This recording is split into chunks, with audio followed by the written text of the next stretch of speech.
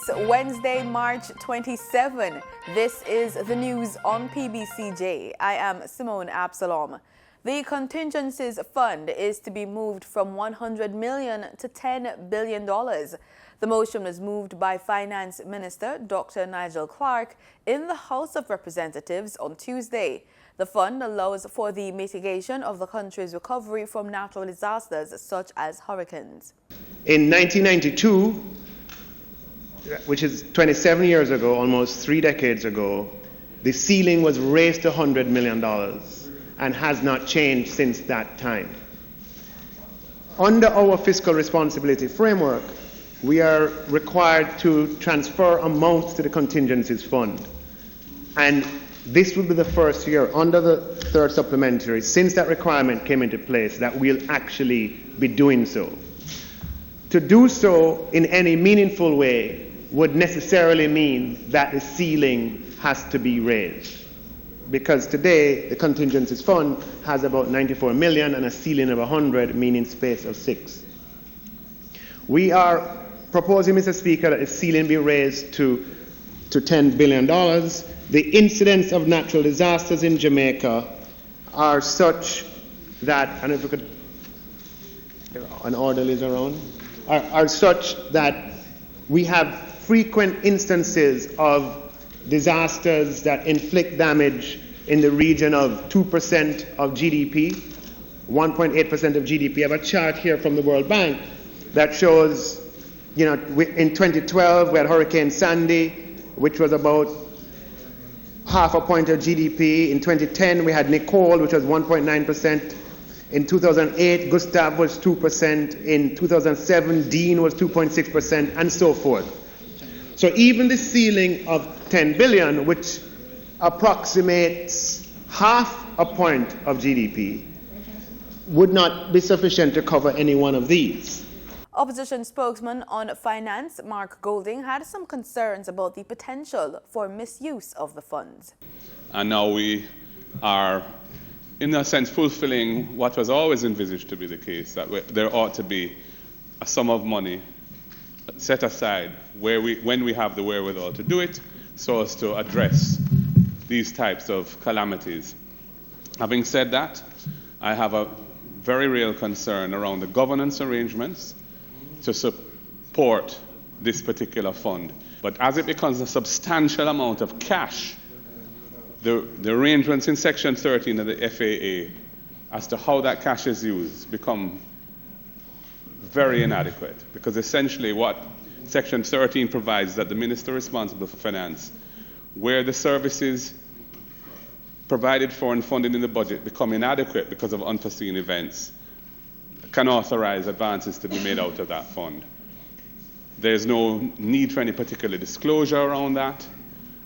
It is true that subsequently provision has to be made in a supplementary budget to replace those monies, but there's no particular time frame for doing that. And the purposes for which the funds can be used is extremely wide. In the end, Dr. Clark said the boost in the contingency fund was a step in the right direction on the road to more fiscal soundness and responsibility. Now, we intend to go further to ensure that whether this administration or future administrations can only draw down on the natural disaster allocations in the contingencies fund only in the event of natural disasters. Owing to the investigations now engulfing the Education Ministry, several of its agencies, officials from the ministry, will be asked to appear before the Public Administration and Appropriations Committee, the PAAC of Parliament, to give account of its operations. PAAC Chairman Dr. Wickham McNeil took the decision at Tuesday's meeting of the PAAC.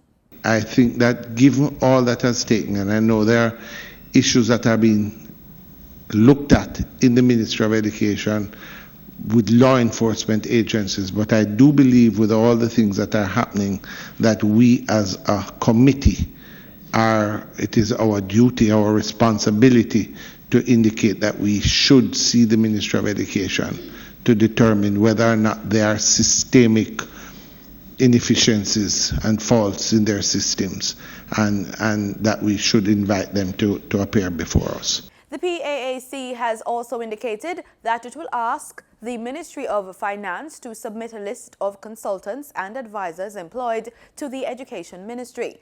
This is necessary, the chairman noted, given the discussions now in the public domain about the circumstances under which consultants were hired. A year ago, we had asked the Ministry of Finance to furnish us with a list of consultants. And we had gotten that list of consultants. And it occurred to me that when I'm looking in the media now, I'm hearing of consultants that may have been had, and I use the term may, been had to the Ministry of Education. The report we got initially had one consultant, which was Sharon Hay Webster. It then elaborated, the minister had sent back and said there were two other consultants and named those two other consultants. So there were three consultants in the ministry. I've subsequently heard other names called, and it gives me a bit of disquiet. Financial Secretary Darlene Morrison noted that the appointment of consultants is not sanctioned by Cabinet. The Caribbean Maritime University, the National Education Trust, and the Heart Trust NTA, all of which fall under the Education Ministry, have been implicated in the ongoing investigation, which led to the resignation of its minister, Ruel Reid, last week. Reid also resigned from the Senate. Executive Director of the Caribbean Policy Research Institute, Damien King, has lauded the government for presenting a responsible $835.2 billion budget for the 2019-2020 fiscal year. Speaking at Capri's annual budget review and public forum at the Knutsford Court Hotel in Kingston on March 25, Dr. King noted that the budget details of which were outlined in the House of Representatives by Finance Minister Dr. Nigel Clark on March 7 is in line with those presented in recent years that reflected positive outturns. He's quoted saying, "It is consistent with continued debt reduction, falling interest payments, and rising revenues." Noting that Jamaica's fiscal management framework was previously characterized by large fiscal deficits, Dr. King highlighted something quite remarkable within recent years, which sparked a turnaround in the country's economic fortunes. He's quoted saying, "Jamaica started balancing its budgets. Within the margins of error and definitions, we have had balanced budgets and accounts for the last 6 years. And the new budget continues that achievement," end quote. Health Minister Dr. Christopher Tufton says international partnerships are needed and must be maintained to prevent a major outbreak of the Zika virus in Jamaica. Speaking at a national consultation titled "Strengthening Health Services in the Context of Zika in Jamaica" at the Terranova Hotel yesterday, Dr. Tufton said it is cross-border collaboration that will help Jamaica to better fight the disease. Tufton noted that between 2016 and 2018, there were over 9,000 Zika cases in Jamaica, 600 Zika in pregnancy cases, and 100 congenital Zika syndrome cases. The consultation was geared towards better sensitizing medical practitioners and other stakeholders in Jamaica about mosquitoes and the Zika virus, while creating partnerships that will assist in the fight against communicable diseases. The consultation was funded through the United States Agency for International Development and Applying Science to Strengthen and Improve Systems, ASSIST project. The Jamaica Red Cross is appealing for help after a fire destroyed its St. Anne's Bay office on March 18. Reports are that fire was spotted coming from the rear section of the rented wooden structure located on the grounds of the St. Anne Parish Church around 7 p.m. The fire brigade was summoned, but the building was beyond saving when the firemen arrived. Items destroyed in the building included training material for first aid and CPR, computers and other office equipment, clothing and food recently donated by Food for the Poor, which the branch was not yet able to distribute. The cause of the fire and cost of the damage have not yet been ascertained. The Jamaica Association of Transport Owners and Operators, JATU, and the transport operators are questioning the government's proposal to install tracking devices in public passenger vehicles, saying that the systems will be of no benefit to public transport operators. The operators are arguing against them being required to foot the bill for installing the devices. The groups contended in a release yesterday afternoon that, quote, the minister announced this in his 2018 budget presentation. However, at that time, it was to be free to operators. The latest announcement requires us to pay between $15,000 and $30,000 for the installation of the device and a possible $1,500 monthly. This tracking system has no benefit to us as operators, end quote. They added, quote, the present regulatory trend is not providing the expected harmony in the public transport sector, end quote. Beloved veteran broadcaster Doreen Samuels died yesterday, plunging RJR Gleaner Communications Group and the wider Jamaica into mourning on what her Radio Jamaica colleagues described as a really difficult day. Samuels, who was battling cancer, passed away at University Hospital of the West Indies. She was 59 years old. Senior journalist Earl Moxham, reflecting on her career, which began at the station in 1981, said Samuels came into RJR not through the newsroom, but she became the voice of RJR News in so many respects. Sunday Magazine, Jamaica Today, The Good Morning Jamaica Show, on which she joined Alan Magnus, and Doreen's Coffee Break were some of the programs she presented. Prime Minister Andrew Holness expressed sincere condolence to her family and friends on behalf of the government. Holness said in a post on his Twitter page, quote, her sincerity, integrity, and significant contribution to broadcast media are unparalleled.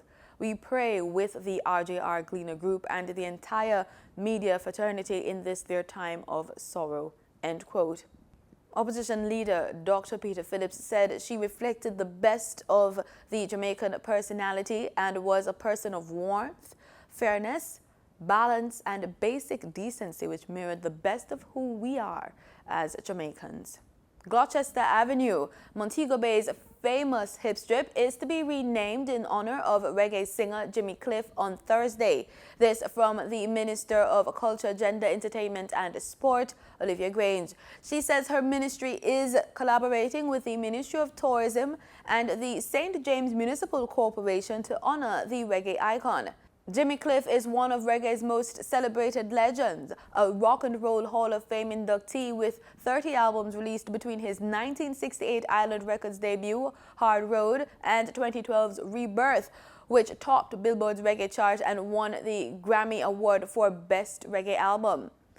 The civic ceremony, led by the Mayor of Montego Bay, His Worship Councillor Homer Davis, will take place at the Old Hospital Park in Montego Bay, St. James, starting at 4 p.m. The ceremony will include musical tributes by Dean Fraser, Richie Spice, Karen Smith, among others. The US dollar on Tuesday ended trading at Jamaican $125.79, up by 46 cents. According to the Bank of Jamaica's daily foreign exchange trading summary, the Canadian dollar ended trading at Jamaican $94.41, down from $95.73, while the British pound sterling ended trading at Jamaican $165.08, up from Jamaican $163.85.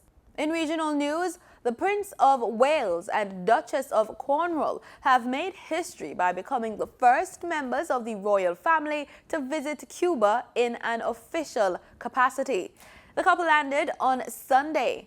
Prince Charles and Camilla's trip is being seen as an attempt to help form closer ties between the UK and Cuba, which were foes during the Cold War. Richard Richards tells us more about their visit. Prince Charles of Wales and his wife Camilla Touchdown, the Duchess of Cornwall, arrived in Cuba last Sunday evening. For the first time in history and never before had a member of the British royal family paid a visit to Cuba. Soon after their arrival, the distinguished visitors placed wreaths of flowers at the base of the monument of Cuba's national hero José Martí at the Revolution Square in Havana. They also paid a short tour through José Martí's Memorial Museum, where they got a thorough explanation of her historical journey from and before the Spanish colonialism and the struggle for Cuba's independence until the triumph of the revolution. This Monday, the heir to the British crown, who is on an official visit in Cuba, received honors at the Revolution Palace, where he was welcomed by Cuban President Miguel Díaz-Canel Bermúdez. In their cordial conversation, they exchanged views on the positive state of bilateral relations based on cooperation and mutual respect. They also corresponded in the will of enhancing collaboration in spheres such as in energy, health, education, culture, environment protection, and sustainable development. On their second day in Cuba, Prince Charles and the Duchess made a full trip through Old Havana Historical Center, surprising tourists and passers-by. They were guided by Dr. Eusebio Leal Spengler, the city's historian. Here they shared sympathies with the people on the streets, admired the strict conservation of important cultural and social buildings of the capital city. They heard Cuban music and assisted to the unveiling of a monument of the famous English writer and theater producer William Shakespeare. They also enjoyed various plays of the Romeo Women's String Orchestra. The two royalties have had a tight agenda in Cuba, which ended this Wednesday, March the 27th. England holds the 6th position worldwide in sending tourists to the island, and there is a shared interest on both sides to continue strengthening this field. Direct from Cuba, Richards, Canal Caribe.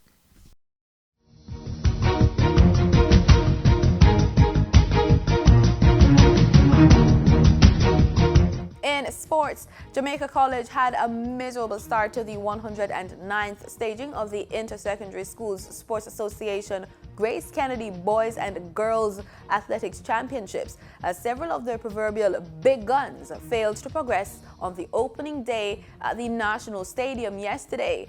JC's Tajay Brumfield, who was heavily favored for gold medal in the javelin throw open, missed out on the final, while Class 3 800 meters representative Kamario Bygrave was disqualified from that event.